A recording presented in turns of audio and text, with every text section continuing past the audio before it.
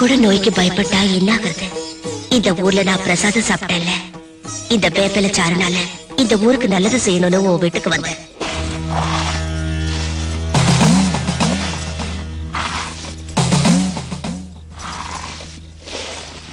இந்த நடுராத்திரில வேப்பிலை அரைக்கிறியே, எதுக்கு? எதுக்காகமா? அதில்லடி, நடுஜாமம் தாண்டுனா பேய் கூட்டம் இந்த ஊர் எல்லையை தாண்டி வந்து எல்லா ஜனங்களையும் தின்னு தீத்துடுண்டி. நாம மனுஷங்க, நாம என்ன செய்ய முடியும் சொல்லு? காப்பாத்தணும்னா அந்த அம்மன் தான் காப்பாத்தணும்.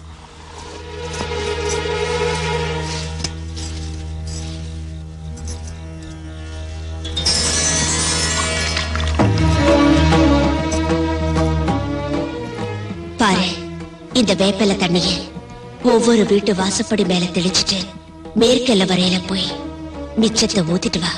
நல்லா இருக்கு நீ சொல்றது. இந்த நடுராத்திரில போய் ஊரெல்லாம் வேப்பிலை தண்ணி தெளிச்சிட்டு இருந்தா ஏன் குடிசை யார் பாக்குறது? கவலைப்படாதடி, இந்த தண்ணிய தெளிச்சா எந்த நோயும் இந்த ஊர் பக்கமே வராது. விடியறதுக்குள்ள தெளிச்சிட்டு வா. நீ வர வரைக்கும் நான் இங்கிருந்து நகர மாட்டேன். நிச்சயமா இருப்பல்ல? நிச்சயமா இருக்க.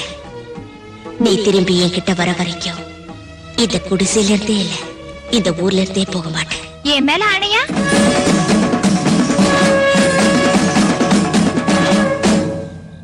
ஓ மேல ஆணை. பாரு, திரும்பி மட்டும் பார்க்காம போயிட்டு வரணும். சரி, உன் பேச்ச நம்பி போறேன். என் குடிசை ஜாக்கிரதமோ.